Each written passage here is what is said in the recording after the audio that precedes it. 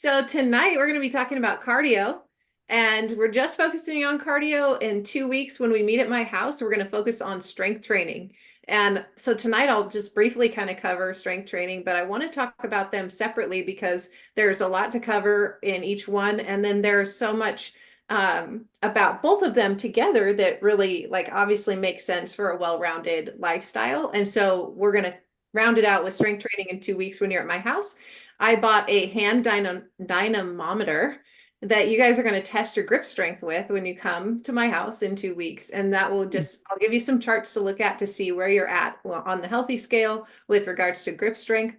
And so, and just kind of talk to you a little bit how grip strength can be an easy way to test your strength going forward into on an almost weekly basis, just to check and see how stressed am I this week and how is that affecting my overall strength and ability to do life and to be healthy and that kind of stuff. So we'll talk about that in a couple of weeks. So tonight we're just going to focus on cardio and just talk about the importance of it and in terms of mortality and longevity. And then we're going to talk about how to measure what zones you're in and then making sure that you're doing the correct amount and all those kind of things. So let's just first start off with some statistics that probably won't surprise you guys, that 77% of the US population doesn't work out.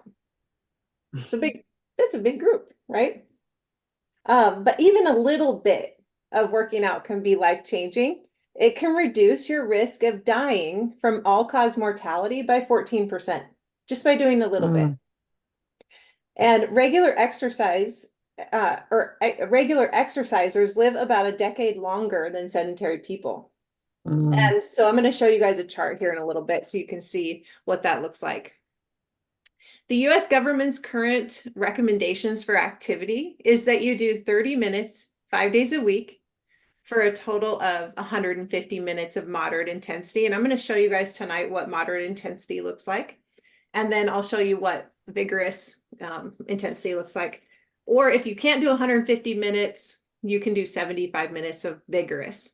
So that's the USDA, or basically US, or I should say ACSM, American Academy of Sports Medicine's recommendations that we do every week.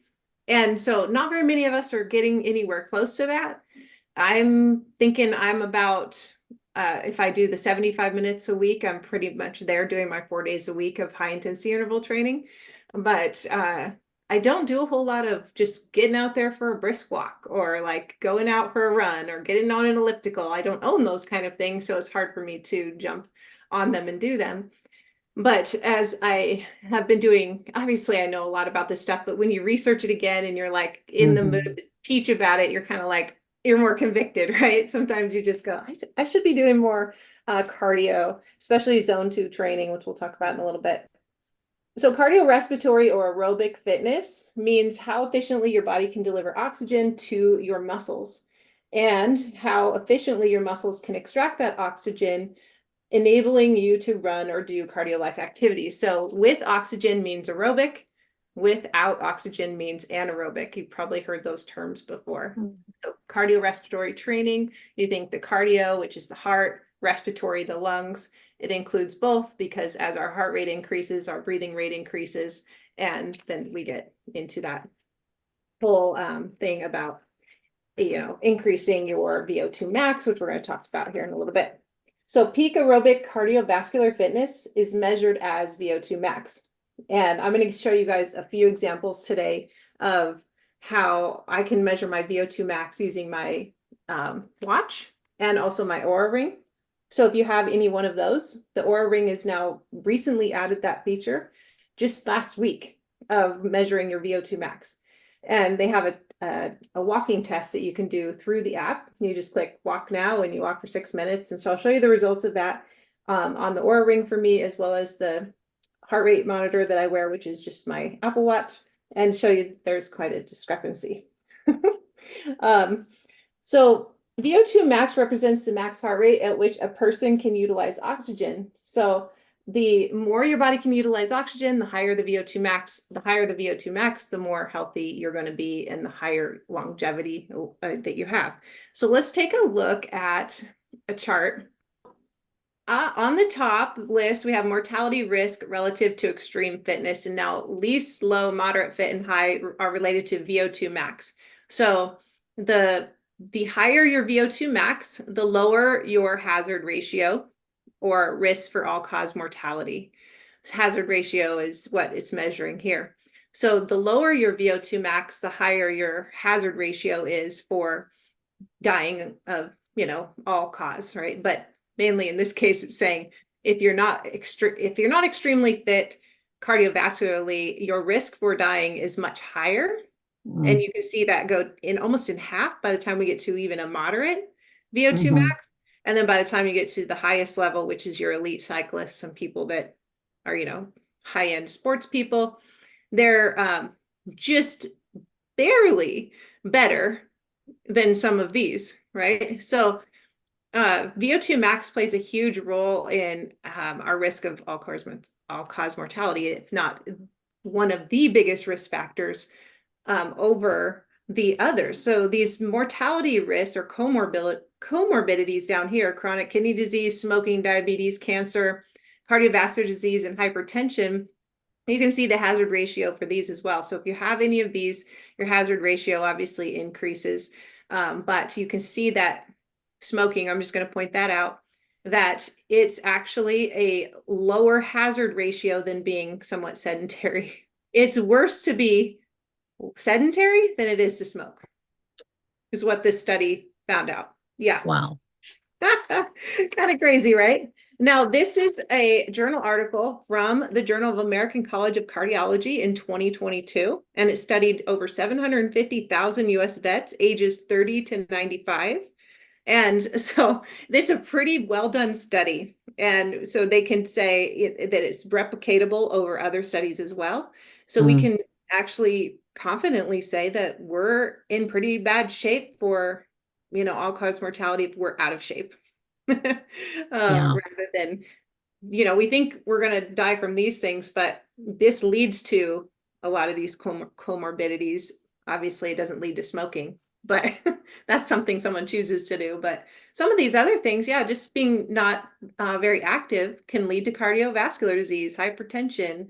It can increase somebody's risk for diabetes being worse, right? Chronic kidney disease, not so much, but chronic kidney disease can happen as a result of hypertension. So just an interesting journal article. Okay. So these are your norms for women. And here in just a minute, I'm going to show you guys how to look up your VO2 max or how to measure it. Okay, so look for your age. And then you're going to look across and go, what's very poor, what's poor, fair, good, excellent, all these things. If you guys want to, you could just take a screenshot of this with your phones. And then when you go to look it up on your smart device, or if you don't have a smart device to look it up on, I'm going to show you in a little bit how to test this on yourself. You can do it tonight if you want to. The test doesn't take very long. But you do have to be able to walk 1 mile to do the test on yourself. Okay, so we know that VO2 max being really healthy is important. And so there's a couple ways that you guys can test your VO2 max or look it up on your various devices. So let's talk about how to test yourself first. And you might want to take a picture of this as well, because there's a lot of directions here and it's a lot to read. So just take a quick screenshot of it. Okay. So, and then this website down here is where you're going to go to enter in your data. So if you have to take a screenshot of this as well, you're going to go here to enter in your data once you've done the test. So this is a submaximal VO2 test. That means that you're not going at your maximum. So it's not as accurate as if you got on a Wingate bicycle and you pedaled as hard as you could, as fast as you could, and had a gas mask attached to you, and they were actually measuring how much lactic acid you burned and that kind of thing. That's a true VO2 max test, but it's not very accessible to everyone. So you can do a submaximal VO2 test. Okay, so this is a simple walking test. Like I said, I did this today with my Oura Ring, so you can see my data from my Oura Ring this morning. And you have to turn, this is really important, you guys. You have to have GPS turned on your phone. Most people's is. I don't know that it, like by default, I think GPS is mostly on people's phones. But in order to get this correct, you have to have that on. Okay, so you're going to go on a flat surface as well. That's also important that you don't do this on a hill and that you keep your surface fairly flat. Okay, so you're going to walk 1 mile at the fastest pace you can. So for me this morning, I was walking as fast as my little legs could take me. I didn't like run or I was just like, my stride length felt good and I was just going normal walking speed, brisk walk speed, I should say.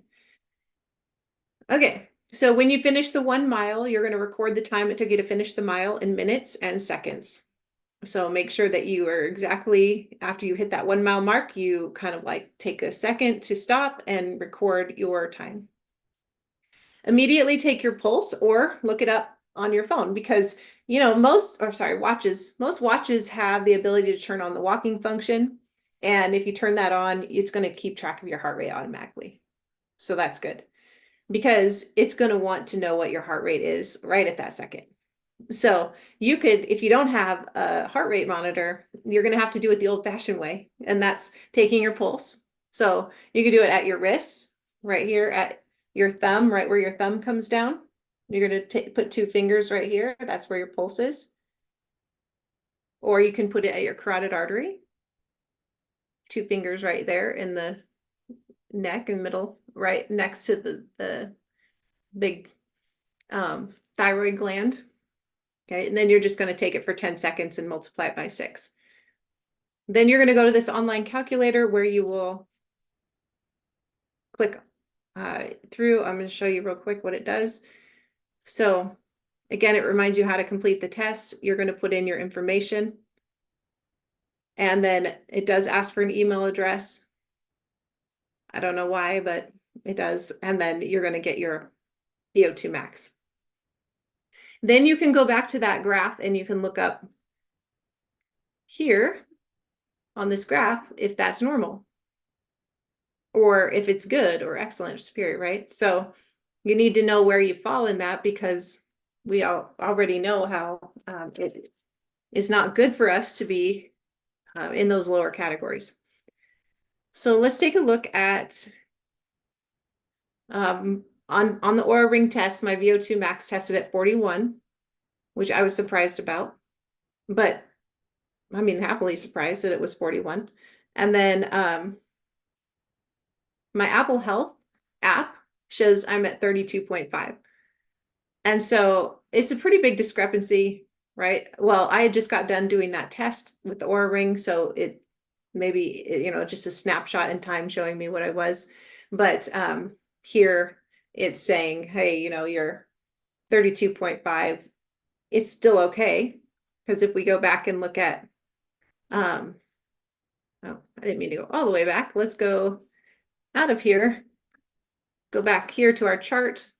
For my age, 32.5 is actually considered excellent. Or no, right here, I'm good. But if I was 41, I'd be superior, right? So according to those tests. So I guess between good and superior, I'm pretty happy with that, where I'm at for my age. Now, does it mean I have room for improvement? Yeah, I can still improve, but I'm also happy to see that, hey, I haven't done a lot of intentional cardio, but I've been consistent with my exercises 4 times a week for the last 4 years or more. And I think that's what's really leading to that because it is about consistency as well. Okay, picture up here. So you're watching this and you have a Fitbit and you're like, okay, it's a good thing you do because I love the Fitbit. It has a really great way of giving your zones for training, zones 1, 2, and 3, whereas Apple Health does not give you your zones for training. Fitbit is also will tell you your VO2 max. So you just have to look it up under the Today tab and you'll have to find it there. Okay, I also wanted to share with you a little bit on muscle mass and muscle wasting because we're going to cover this on 2 weeks from now. But you guys all know when we do the test on the InBody, that we have the SMM section, skeletal muscle mass, and you all can see where you're at with regards to skeletal muscle mass. Now, it's important to remember that when we look at the in-body, we're looking at strictly mass, like how much that muscle weighs. It's not how strong you are. So when we do the dynamometer and we test for strength with the grip test, that's testing for strength, not mass. This test tests just for mass. So when we're looking at sarcopenia, which is the disease of aging or muscle wasting as we age, it's strictly looking at muscle mass wasting. And so you want to make sure that your test is in the average range or above average range for muscle mass so that you have something to lose as you age. If you're already down here in the below average, then we've got some work to do to increase longevity. Not just longevity, but like your health span. We want you to be healthy longer, right? Not just live longer, but healthy longer as well.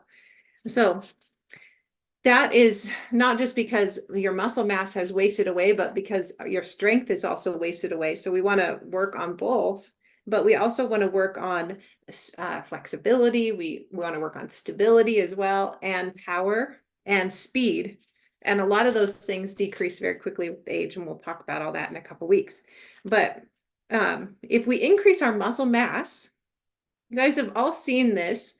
As you increase your muscle mass, you increase intracellular water, which is one of those other tests that you can see on your in-body. And if you increase intracellular water and muscle mass, you're increasing the cardiovascular pump in the body. And by increasing the cardiovascular pump, you're increasing cardio, basically. So you're demanding more arteries and veins to be made. You're increasing the heart rate to, or not heart rate, but the amount of ejection of blood that comes out of the heart to supply those bigger muscles. So the more muscles you have, the bigger the cardiovascular pump. Oh, we got somebody coming in here. At a biochemical level, having increased muscle mass increases endogenous like chemicals, like like a drug. If you've ever worked out really hard and you feel so good afterwards, almost euphoric, that's the drug-like effect of exercise. It also increases BDNF, which is brain-derived neurotrophic factor.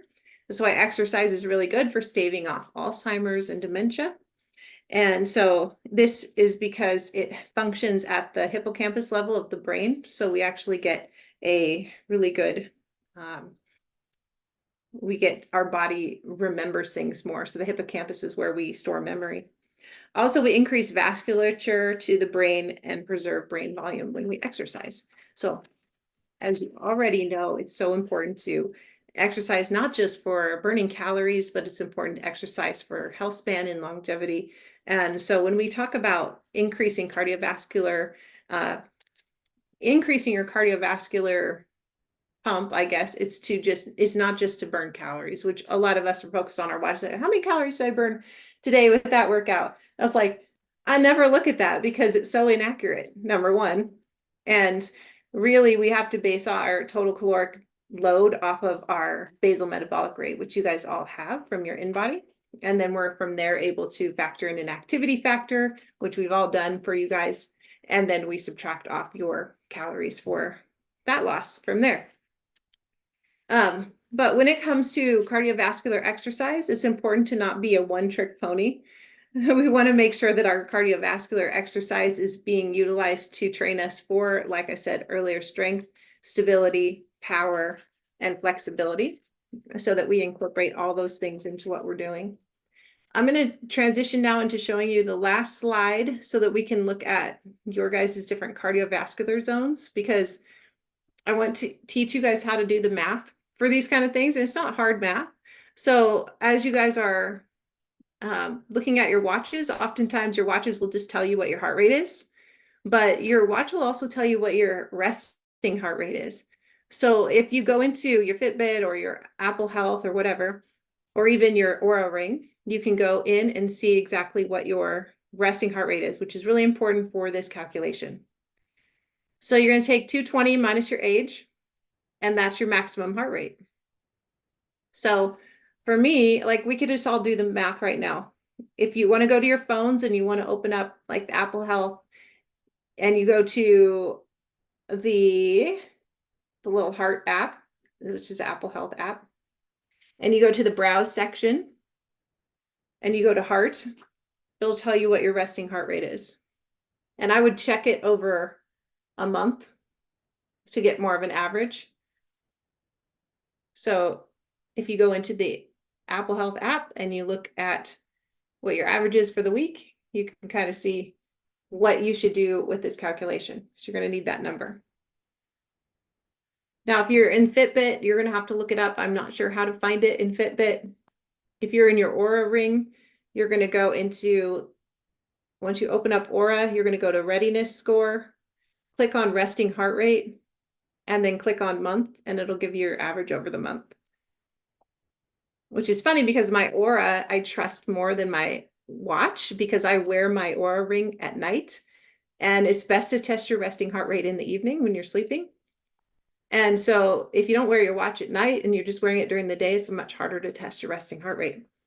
So the Oura data, I trust a little bit more. It says I'm 57 beats per minute, and my watch tells me I'm 63. So it's a difference of 6 beats per minute. So I'm going to go with the 57. So if we go 220 minus the age, it's, for me, 173.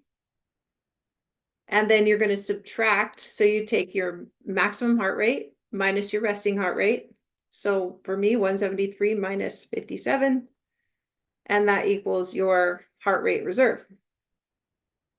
Heart rate reserve is an important number to keep. That one, kind of just circle it, what the HRR is, because that's the number you're going to be multiplying by these heart rate zones to get your actual heart rate for these different zones. And if you have a Fitbit, it'll tell you exactly what your heart rate is for these different zones. So you don't even have to do the math. But if you have a Apple Watch, you have to do the math. And the reason why I say do the math is because you're going to be working out tomorrow morning and you're going to look at your watch and you're going to be going, oh, my heart rate says 135. I wonder what zone that is.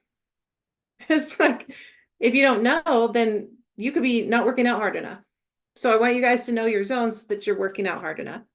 So if I take 116, which is my heart rate reserve, and I'm going to multiply it by 40% or 0.40. So you're going to take your heart rate reserve, multiply by 0.4, and that equals, for me, 46.4. Then you're going to add back in your resting heart rate, which is 57 in my case, and I'm back to 103. So a heart rate of 103 is my 40%. Now, you're probably asking yourself, what's the difference between zone 1, zone 2, zone 3? Obviously, the percentage of heart rate is different. So you're going to be increasing your heart rate as you go up in zones, which means the workouts get harder, the higher the zone. So in zone 1, they consider that like you're walking, you're basically just kind of going for a stroll. At the 60% mark, though, you should start to feel a real increase in like heart rate and the inability to make full sentences while you're talking. So this they would consider more like mostly your fat burning zone, where you're burning mostly fat for fuel. So you still want to be working out between for me, 103 and 126. I'll be burning mostly fat for fuel.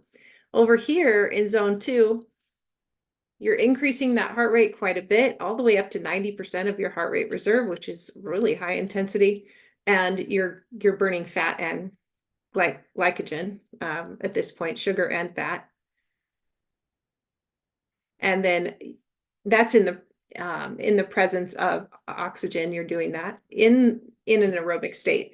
So if you don't have oxygen on board and you're now anaerobic, the closer we get to zone 3, the more anaerobic we are, where we just are no longer utilizing oxygen fast enough to create energy. We start building up lactic acid. And so when you start building up lactic acid, that's not a bad thing. It just means that you're going to be having a backlog of calories going into the mitochondria. So anyways, zone 2 training, you're burning mostly fat and some glucose.